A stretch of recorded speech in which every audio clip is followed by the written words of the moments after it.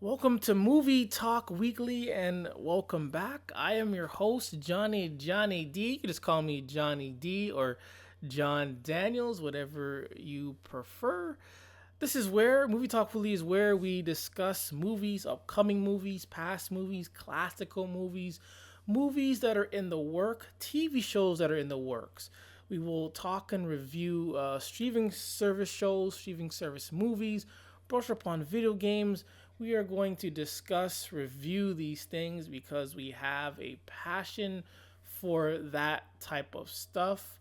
I myself collect and I've seen a lot of movies. So, you know, I just enjoy watching and reviewing and listening and reading about movies, whether it's the movie per se, the production, post production, things that happen behind the scenes, and how certain actors got casted or were about to get casted.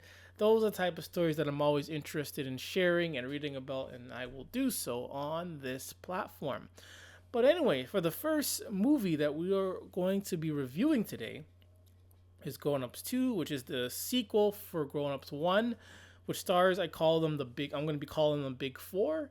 Uh, Adam Sandler, Chris Rock, Kevin James, and David Spader. I thought just in these two movies, particularly in Grown Ups 2, they do their thing.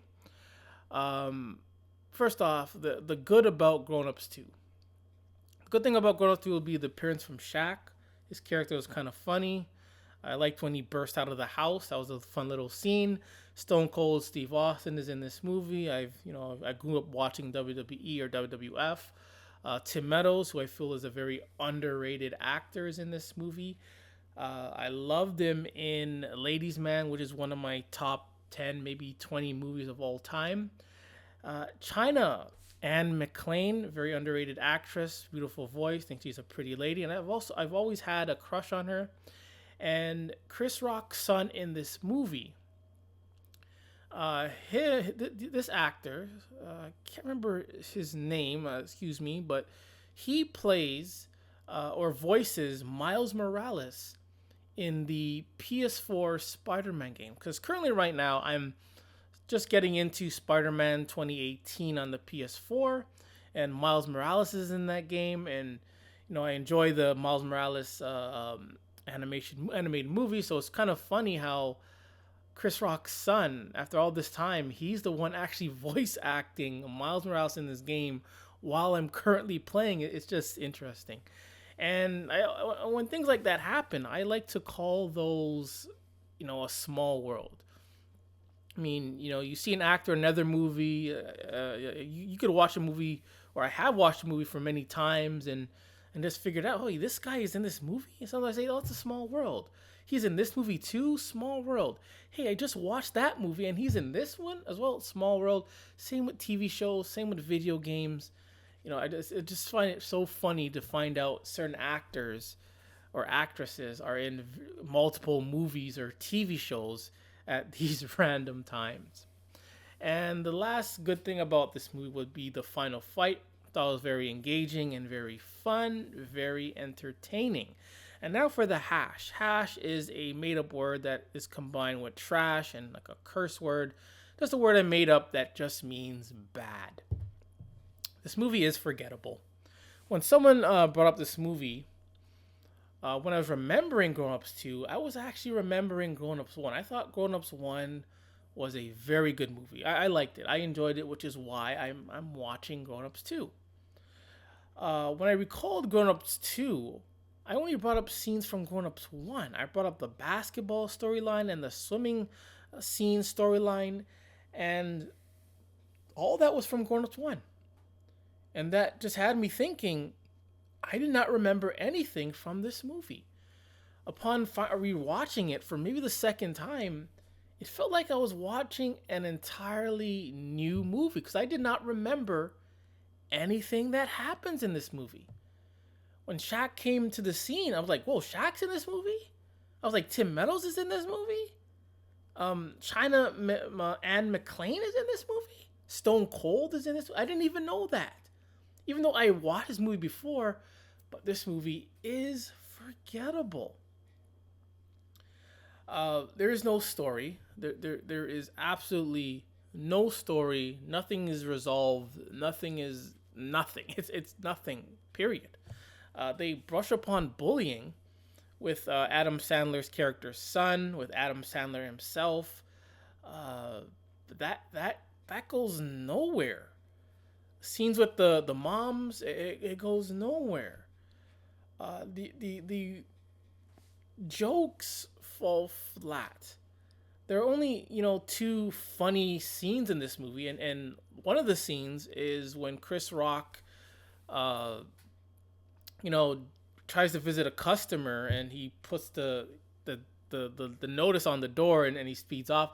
I thought that was funny because again we all can relate to when certain companies say they'll be there between 8 and 5, and it's just funny. And the second joke that was funny was, again, it was the final fight scene was just fun. But other than that, no story, and the jokes overall just fall very, very flat. I would still be interested in a third movie. And the reason why I would be interested in a third and a final Grown Ups 3 movie would be because the comedy genre, in my perspective and what I've seen, is I'll say dying. I don't say it's dead yet, but it's dying. It's not as popular as before. A lot of the comedy movies aren't as known today as prior. I feel if done right and correct, a Grown Ups 3 movie would help rejuvenate the comedy genre in film. And not only that, to end the Grown Ups saga on a positive note, to end it where what we to end it with what we had in that movie was, it was bad. Like, it was bad. The movie is so forgettable. That's how bad it is. So ending it with a Grown Ups 3 would help rejuvenate the comedy industry in movies, and would also, leave this saga, this series on a positive note, to where people can ask what if, where people can ask for something but not get it. It's just like with Seinfeld. Um, I would say overall it's 9 solid seasons. Some of 8 and 9 were a little up and down, but it was 9 solid seasons. It ends abruptly, and after it ends, and years later, people are asking, what brings Seinfeld back. People are wondering why Seinfeld end. They're asking and saying, what if? That's how shows should end. They should end on a what if notice, on a bring it back for one more. We want more. End it where people want to see more. If you end it at a point where people just don't care and they hate it, there's pros and cons to that, but it does nothing for it. No one benefits from it. Seinfeld, in particular, and ending the way it did, it benefits a lot because people will continue to rewatch clips and episodes, and they'll get the DVD set. They will, ask for Seinfeld on streaming services. But with Grown Ups 2, it's like no one is really interested in watching that because it was so bad. And now a lot of people are asking for a Grown Ups 3, and that's unfortunate. But one little, you know, I think concern of bringing Grown Ups 3 back is, unfortunately, uh, Adam Sandler's son in real life. Not the character who plays Adam Sandler's son in the movie, but in real life, Cameron Boyce.